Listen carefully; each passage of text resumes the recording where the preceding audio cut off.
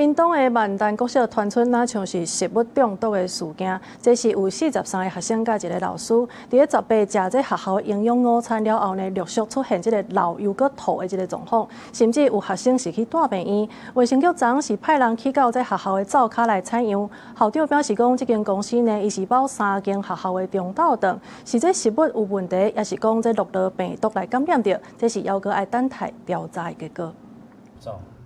画面看到家长陪囡仔去病院看医生，囡仔有的吐，有的巴肚痛，因拢是屏东万丹国小的学生。对18暗时开始，未少人出现流甲吐的情形，惊是营养午餐的炒饭有问题。学校赶紧通报县府教育处，统计有43位学生和1位老师无爽快，其中有2个学生住院。目前，我们学校的供餐人数是有999位，疑似就是学生身体不舒服的状况，大概目前有41位了，但是现在都已经陆续复原中。其实那个昨天的人数44到今天的41，其实是没有往上增加的。小朋友就是有肚子痛，然后有呕吐这样子。是。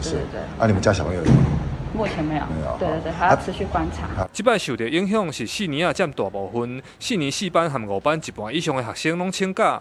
卫生局19透早就派人进去学校厨房做采样调查，嘛要求学校暂停煮中昼。这2天厨房进行2摆的消毒，确认无问题，才会使恢复中昼顿。